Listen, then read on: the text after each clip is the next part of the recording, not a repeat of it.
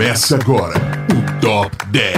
Top 10! Todas as semanas com os melhores, com os maiores, Com as menores, com as piores, com as mais bizarras. Curiosidades!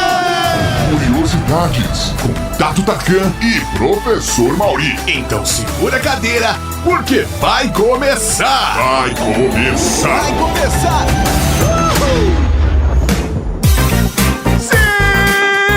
Sejam bem-vindos a mais um Top 10! Eu sou o Tato Tarkan e aqui do meu lado, Professor Mauri. Ô, cavalaria! É um prazer estar aqui contigo, seu Tato Tarkan. É um prazer estar aqui com você, querido ouvinte. Seja bem-vindo ao Top 10, esse programa que está em seu feed toda sexta-feira. Toda sexta-feira com os maiores, com os melhores, com os menores, com os piores, com as mais bizarras curiosidades do mundo. E essa semana, Mauri, ótima ideia, péssima execução. Mas eu tenho um exemplo ao contrário, de uma ótima ideia com uma ótima execução. É mesmo? Sim, o Terapia de Personagens, o podcast da Rede Geek que sai toda terça-feira. Se você não conhece ainda o Terapia de Personagens, a Paula Guimarães apresenta esse podcast. A Paula, que é doutora em psicologia, toda semana ela recebe um personagem da cultura pop no seu consultório e faz a terapia desse personagem. Faz uma análise junguiana do perfil psicológico dos personagens da cultura pop e é animal. Não é uma parada mega teórica que você precisa ter PhD pra ouvir. Ela simplifica de um jeito tão da hora. E aí você ouve o episódio e fala assim: nossa, eu não imaginava que esse personagem na verdade não era um psicopata, era um gênio. Ou esse personagem aqui é bem menos capaz do que eu imaginava. É muito impressionante. É muito legal mesmo ver como ela consegue destrinchar os personagens, que faz com que a gente olhe por um outro ângulo em relação à cultura pop. Então fica aí a nossa dica, está no feed da Rede Geek. Tem um feed próprio do Terapia de Personagens, é só procurar em qualquer agregador. Terapia de Personagens, vale muito a pena. Um episódio novo toda terça-feira. E falando de ótima ideia, péssimas execuções, de boas intenções, o inferno está cheio. A própria Madonna já usou a variante na música 4 Minutes com o verso: a estrada para o inferno está pavimentada de boas intenções. Isso é verdade, isso é verdade. E o motivo dessa frase ressoar é porque, independente de quão boa for a sua ideia, uma execução ruim pode destruí-la para sempre. E isso acontece com uma frequência absurda! E é por isso que nesse Top 10 nós separamos os maiores momentos, ótima ideia, péssima execução da nossa história. E a classificação desse Top 10 foi feita com base no quanto a execução daquela boa ideia fez com que a parada desandasse completamente, né? Quanto pior a execução...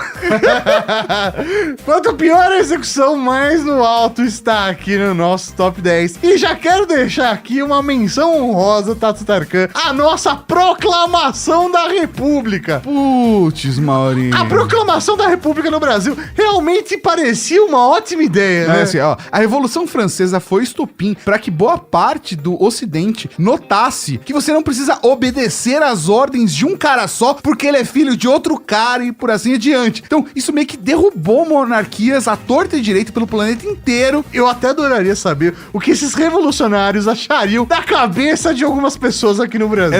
Tem empresas, né, que vão passando, tem famílias que continuam, mas isso tudo continua. Mas no Brasil, a parada não foi diferente. Com a estrutura da Revolução Francesa, a Revolução meio que se inspirou nesse processo e a República começou meio torta, com um golpe de Estado militar e colocou no cargo um cara que não queria governar o país. E de lá pra cá, depois de muita pataquada e mas muito tempo até a gente ter eleições diretas de forma democrática, o sistema republicano brasileiro tá tão traumatizado que a população nem sabe direito o que fazer com ele em pleno 2021. Então, realmente, a Proclamação da República, ela foi uma ótima ideia. Mas uma péssima execução. Péssima execução. Posso falar uma outra ótima ideia, péssima execução, professor Mauri? 2020. Esse é o primeiro Top 10 de 2021 e devo afirmar pra vocês, estamos no dia 1º de janeiro, pra você que ouviu no lançamento, e devo afirmar, em 2019, a gente tava cheio de ótimas ideias, esperançosos pra 2020. Não, 2020 vai ser um ótimo ano. aleluia! Finalmente 2019 acabou. Mal sabíamos. 2020 realmente era pra ser uma ótima ideia, mas foi uma péssima execução. Então vamos fazer a nossa parte para que 2021 seja um ano melhor. As coisas não estavam em situação que tinha nosso controle, a gente teve que se adaptar, passamos, sobrevivemos, mas agora vamos começar 2021 com a força toda. Então faça a sua lista que começou o Top 10.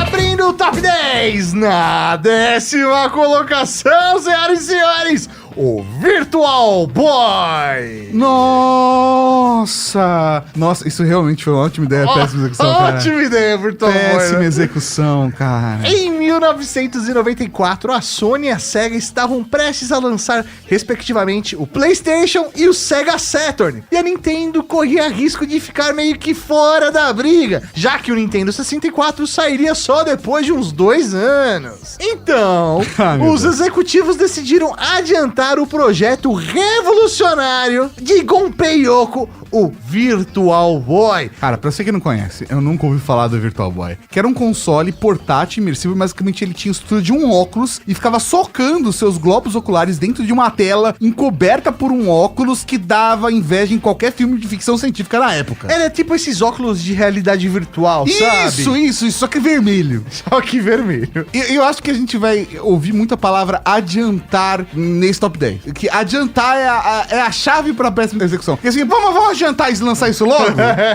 Acelerar, né? Antes do tempo. Dá um passo maior que a perna. O Virtual Boy, ele era caríssimo pra época. Ele custava $179,95 e era totalmente injustificado para aquilo que o console oferecia. Além disso, o presidente da Nintendo na época, Hiroshi Yamauchi, queria que as franquias populares da empresa, como Mario e Zelda, estreassem seus novos títulos somente no Nintendo 64. Ou seja, 2 anos só com Virtual Boy, mas sem nenhuma grande franquia. Isso fez o Virtual Boy ser lançado com poucos jogos, sendo que nenhum deles era bom o suficiente. Sendo que portátil, na verdade, era portátil só no conceito, já que a gente tá falando de um trambolhão vermelho, pesado, que era praticamente impossível de usar o dispositivo sem a ajuda de um tripé apoiando ele numa superfície. É isso mesmo, era um óculos que você tinha que apoiar numa superfície, porque ele tinha um tripé de tão pesado que ele era. Não, e isso é só o começo dos problemas. Teve muita gente que relatou dor de cabeça após usar o Virtual Boy por mais de meia hora. Isso era uma falha tão séria que alguns jogos vinham com a opção de pausar automaticamente pra lembrar os jogadores de descansar, mano. Calma pra não ficar com dor de cabeça, vamos parar. Pra piorar, crianças menores de 7 anos não podiam usar o console, pois isso poderia causar um problema grave em seus olhos, ainda em processo de formação. A cara de produto da Nintendo não pode ser usado por crianças.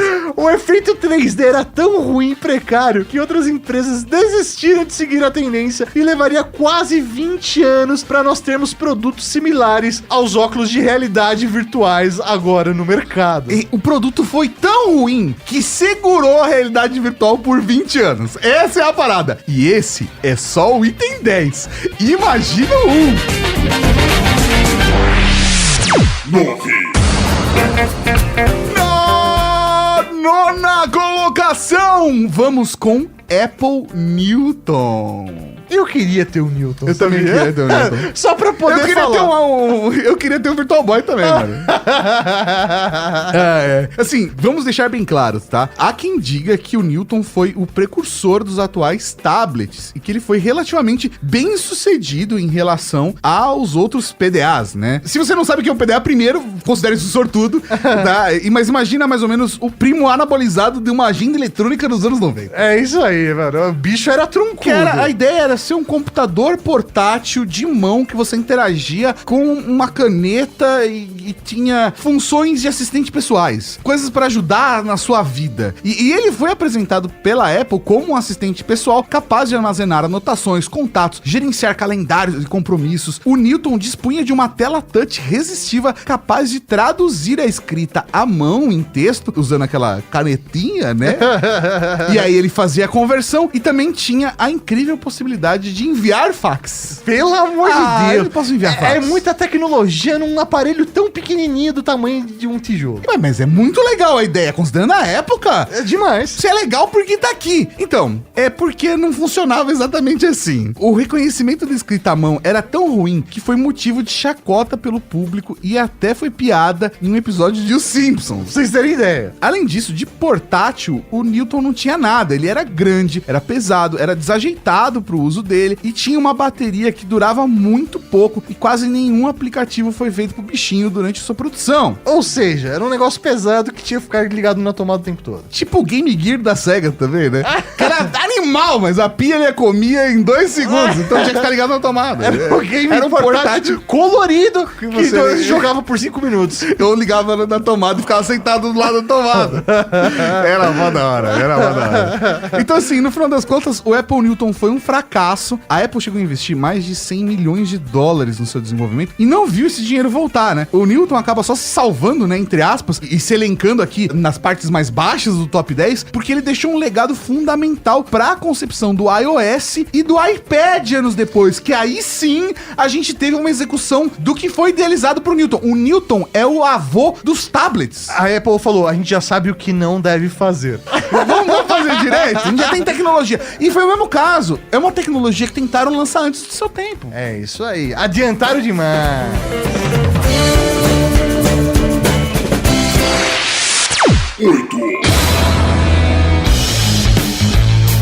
Na oitava colocação, um dos meus prediletos dessa lista, pelo amor de Deus, Nokia N-Gage. Nossa, eu queria muito ter um Nokia N-Gage. Ai, malandro do céu. Assim, vamos lá, Mauri. Explica pras pessoas o que é um Nokia N-Gage. Imagina um celular que te permite jogar jogos incríveis das principais franquias do mercado com um design arrojado, revolucionário, que serve tanto para fazer ligações e mandar mensagens como um joystick, tudo isso no seu bolso. Cara, é um sonho. Parece É um demais sonho. com o que a gente tem hoje, né? É. Mas estamos falando de 2003, senhoras e senhores.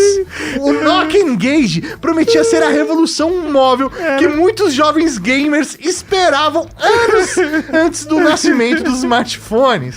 Não, esse foi provavelmente um dos fatores que naufragou o projeto. Quem te via as imagens de divulgação, tinha lá rodando Tomb Raider. E rodava, né? Mas não rodava tão bonito e quanto não as era outras. Tomb Raider no PlayStation, né? É complicado. Os jogos do N-Gage, eles vinham com um cartucho esquisito, mas pra você conseguir colocar ele no aparelho, você tinha que remover a bateria primeiro. Você tinha que tirar a bateria do celular. Desligar o celular, tirar a bateria do celular, colocar o cartucho, colocar a bateria, Nossa. ligar o celular e aí sim você conseguia jogar. Ou seja, você jogava só um jogo por vez, né? Não tinha como você ter uma biblioteca de jogos. Você tinha que desligar o celular toda vez que ia trocar de cartucho. E ainda por cima, precisava de um adaptador para entrar o slot de memória MMC, né? Que era o padrão de memória da Apple. Não, e a memória interna do tijolo era 3.4 mega, basicamente um disquete. E a sua tela majestosa tinha 2.1 polegadas. Ah, mas era da hora. Era o vai. tamanho de um Apple Watch hoje. Além disso, os controles, eles eram ruinzinhos de usar, né? Já que junto com os botões, você tinha também os números de celular e tudo Não, mais. e os botões celular eram duros na época, não tinha a mesma pegada que os botões que a gente tem hoje nos controles, né? Sem contar os lags que você tinha ali entre o toque do botão e o jogo, então isso impossibilitava de você conseguir jogar direito algum dos títulos. Não, e a Nokia até que chegou a lançar um segundo modelo do N-Gage, que era o N-Gage QD, que tentava resolver uns dos problemas de projeto. Problema bosta que tinha no original. Mas toda a empreitada foi um fracasso comercial retumbante e absurdo. Tipo, a ideia de ter um celular como um console portátil é genial! A gente tá em busca disso até hoje. Mas o N-Gage foi assim, um fracasso fenomenal. Parabéns! Mais uma prova de que foi lançado antes do que realmente era possível. 7.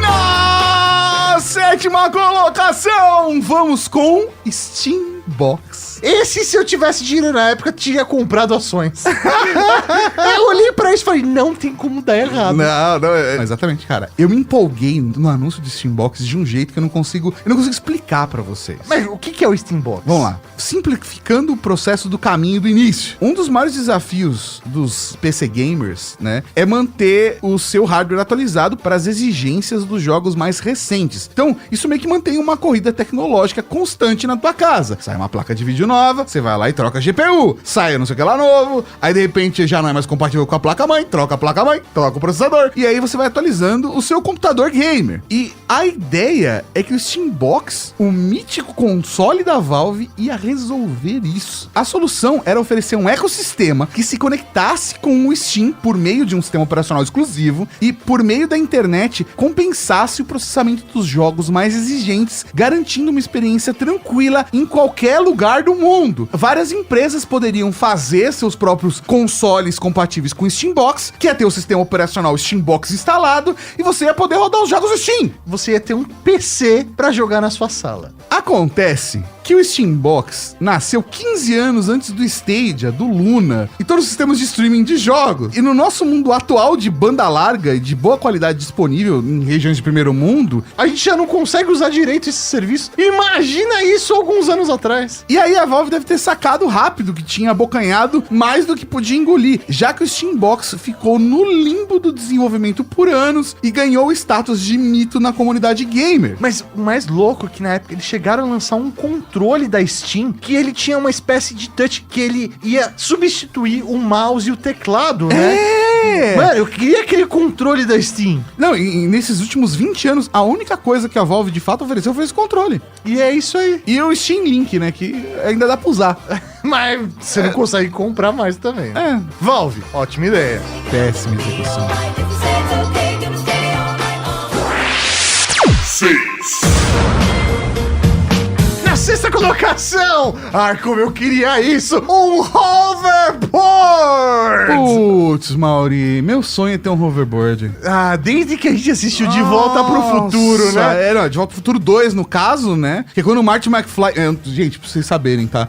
Um dos meus filmes favoritos da vida é a trilogia De Volta pro Futuro. Um dos meus filmes favoritos é a trilogia, né? Ótimo. Mas eu sou fãzaço de Volta pro Futuro. E se não viu ainda, é impressionante. Assista, o filme não envelheceu, continua fantástico. Mas a cena de Volta pro Futuro 2, que o Marty McFly pega um hoverboard. É um skate que flutua. É um skate flutuante. Ele pega o skate e sai fazendo altas manobras, flutuando pela cidade. É um skate antigravitacional. Mano, é da hora demais aquilo. Você fala, meu Deus, eu preciso muito de um hoverboard. Eu quero muito um hoverboard. Mas o máximo que a gente conseguiu aqui foi aqueles skates motorizados com duas rodinhas. E é isso aí, né? Mas o problema desse conceito de hoverboard, né, com roda, motor, bateria e tudo mais, é o ser humaninho que tá ali em cima, né? Essas criaturas tão especiais de meu Deus, começaram a tentar fazer manobras, correr em alta velocidade e praticar qualquer tipo de imbecilidade com seus hoverboards, levando a uma série de acidentes, às vezes graves, e que são postados no YouTube. Tem outro detalhe pequenininho. Os hoverboards começaram a pegar fogo e explodir. Não, isso realmente foi tão problemático que era proibido você levar num avião. Às vezes você tava numa viagem e falava, vou comprar um hoverboard, tá baratinho. Você não podia entrar com ele no avião porque ele podia explodir. É muito bom, é muito bom. A fabricação desses dispositivos era feita em massa, da forma mais barata possível na China, e significava que as baterias não eram de melhor qualidade, nem acondicionadas da melhor forma possível no chassi. E aí, essa falha de produção, aliada às pancadas que os bichinhos levavam por causa das pessoas sem equilíbrio algum, causavam acidentes por várias vezes bem sérios, e eles sumiram tão rápido do mercado quanto surgiram. É uma ótima ideia e péssima execução tão grande quanto os Segways. Eles deviam ter aprendido com o Segway, né? Segway, ótima ideia. Falar, nós vamos revolucionar o transporte. Ótima ideia. Péssima execução. Tem uma ideia melhor. Pegar um Segway e fazer ele em miniatura. É isso aí. Ótima ideia. Péssima execução. 5. Na quinta colocação, vamos com Google Glass. Eu usei Google Glass. Eu também usei Google Glass. Não usei assim na vida, infelizmente não foi eu consegui passar algumas horas com só isso. Deu uma brincada. Brinquei de Google Glass. Vamos voltar pra você que não conhece. Imagina que você precisa usar óculos, certo? Porque enxergar direito é legal e tudo mais. Mas não seria incrível se a sua própria lente do óculos pudesse te dar detalhes de notificações, informações e ainda recebessem seus comandos pra fazer tarefas simples? Meu sonho. Tô jogando dinheiro aqui na tela do celular. Você tá com óculos normal e esse óculos tá sendo utilizado pra colocar uma realidade aumentada à sua volta. O Google achou essa ideia tão boa, que desenvolveu o Google Glass, que seria o primeiro óculos inteligente do mundo. É um wearable inteligente descolado, tão descolado que ele não colou. Ai, meu Deus. Pro começo de conversa, ele foi lançado bem antes da hora e as poucas pessoas que chegaram a testar o bichinho só tinham um protótipo na mão, que foi o que a gente testou de fato. É isso aí. Era um dispositivo produzido pro Google e vendido para desenvolvedores. O Google Glass também tinha uma bateria que não durava quase nada e ele só viu a luz do dia porque Sergey Brin forçou a mão dos desenvolvedores, alegando que o projeto seria aperfeiçoado com o feedback. Isso é quase um top 10, você trabalha de graça.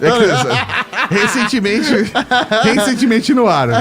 Dê uma olhada no feed. E assim, quem quisesse usar um protótipo sem bateria ainda precisava desembolsar uma bela grana. Era $1.500. E a gente tá falando disso em 2013, quando o dinheiro valia um pouco mais.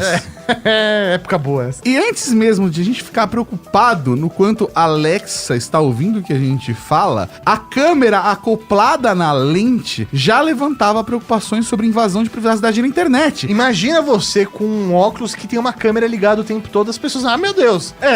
Não era uma parada do tipo assim, você comprar um óculos espião. Não, era um óculos do dia a dia. E você podia levar ele com a câmera pra todos os lugares. Inclusive, as empresas de cinema estavam proibindo as pessoas de entrar pra não filmar os filmes, como se tivesse uma baita resolução, né? Não, porque você vai filmar o filme inteiro com o seu Google Glass, então...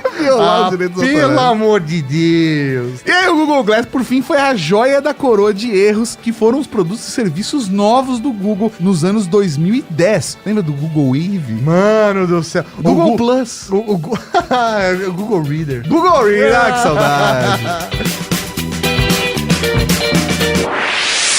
4. Na quarta colocação, o QR Code. Calma, não priemos cânico. A gente chega lá, sem desespero.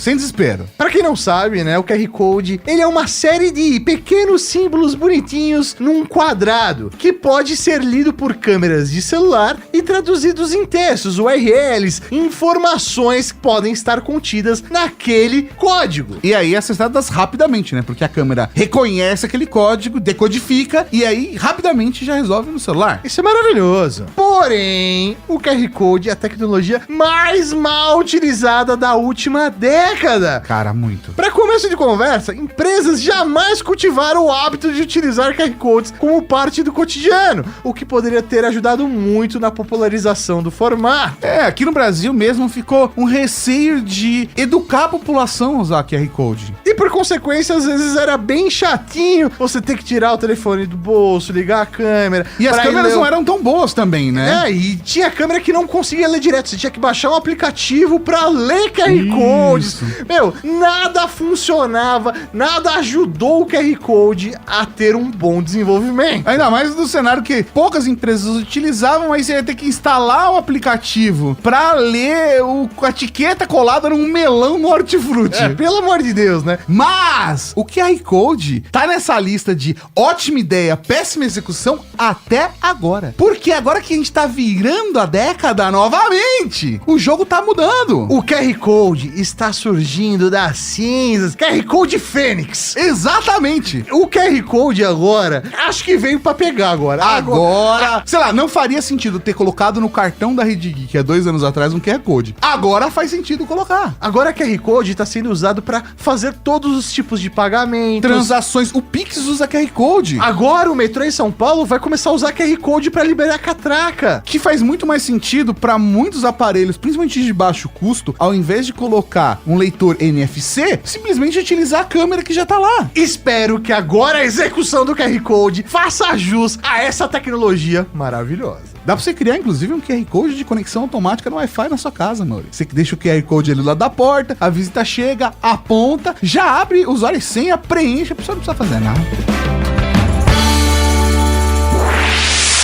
3.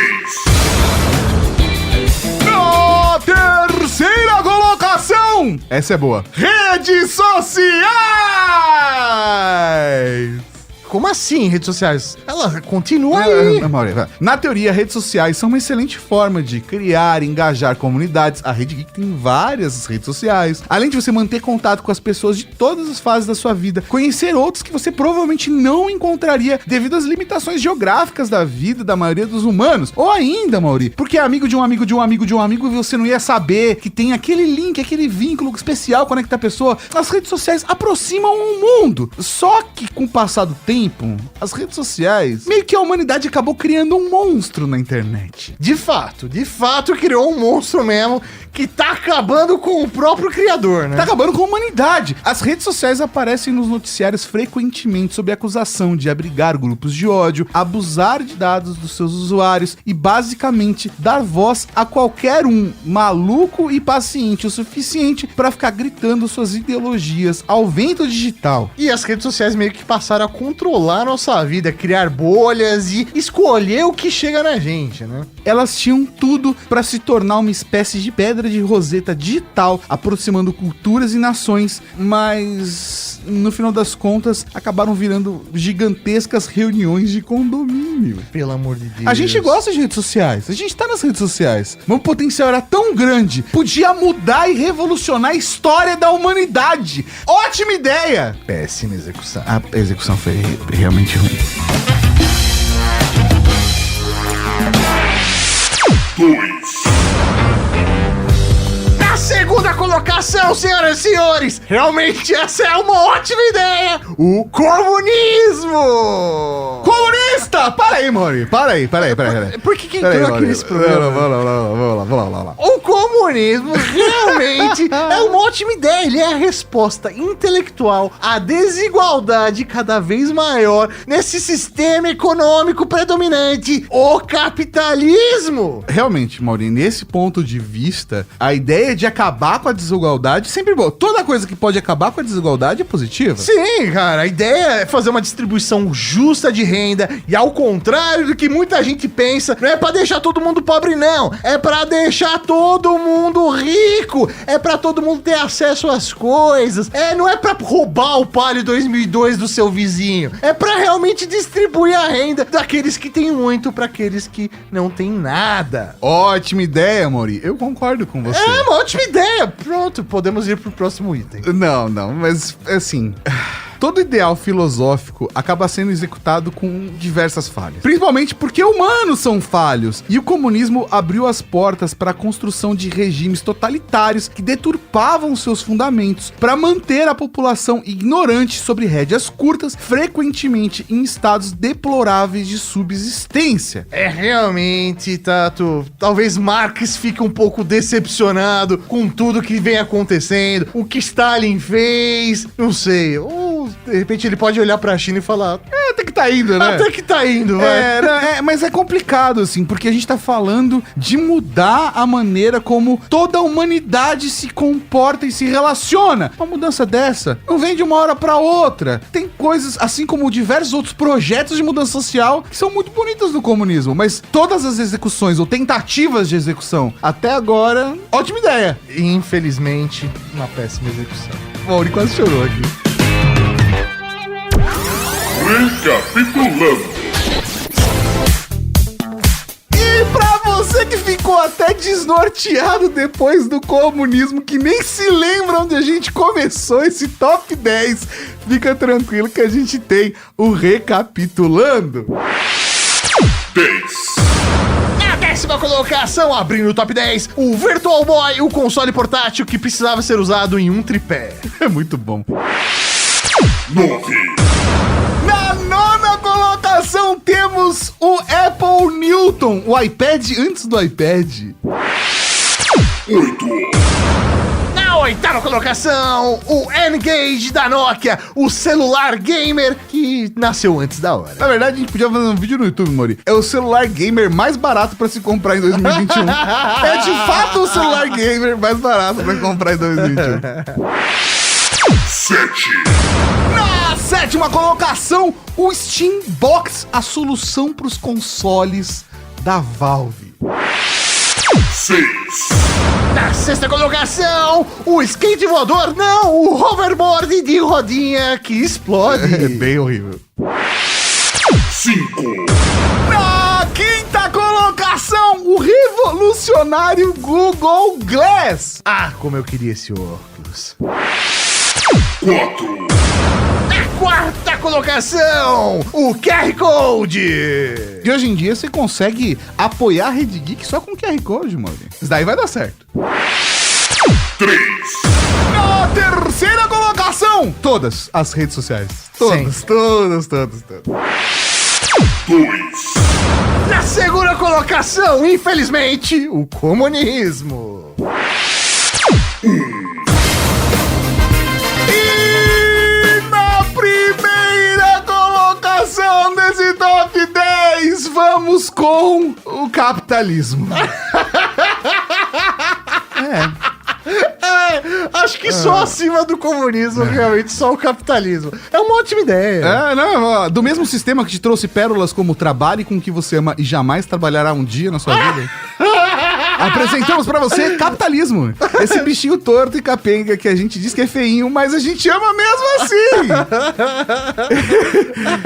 Não, e assim, é inegável que boa parte dos avanços sociais e tecnológicos dos últimos séculos foram feitos sob a guisa do capitalismo. Mas é inegável que boa parte das desgraças causadas por humanos, a fome, destruição da camada de ozônio, aquecimento global, desmatamento e extinção de espécies de animais, também tiveram a parcela de culpa dos fundamentos do sistema capitalista. A nossa forma de viver em conjunto cria um abismo cada vez maior entre a população do planeta, com 1% da população do mundo acumulando mais de 70% de toda a riqueza. É triste. E não precisa ser nenhum gênio, nem invocar um fantasma do comunismo para saber que isso não tem como dar certo para sempre. E provavelmente é a nossa geração que já vai ter que pagar a conta de todas essas tomadas de decisão lá atrás. Infelizmente, para haver ricos, precisa haver pobres. Infelizmente, precisa ter a exploração de trabalho. É legal ter o desenvolvimento rápido, tecnológico e tal, mas isso tem um preço, né? Então, da mesma forma que a gente criticou o comunismo agora há pouco, do tipo, nossa, ótima ideia, mas a execução não tá tão boa, o capitalismo também falha porque os seres humanos são falhos. Então, o capitalismo, ótima ideia. Mas a execução tá sendo, a gente tem que trabalhar muito para encontrar um sistema que funcione para a sociedade do futuro, para a gente ter muito mais igualdade e um sistema que seja sustentável, que a gente não acabe com o planeta para conseguir colocar a humanidade onde a gente quer.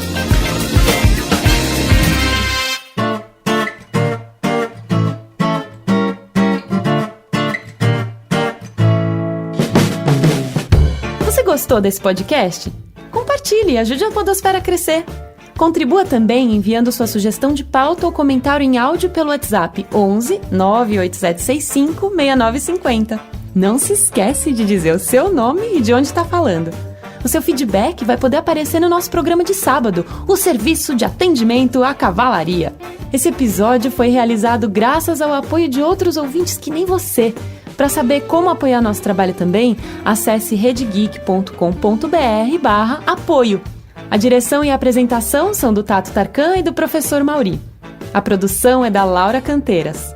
A pauta e a pesquisa, do Fernando Baroni. A arte é do Tato Tarkan. E a edição divina é de São Eduardo. Conheça todos os nossos podcasts procurando Rede Geek em seu agregador favorito ou em redegeek.com.br.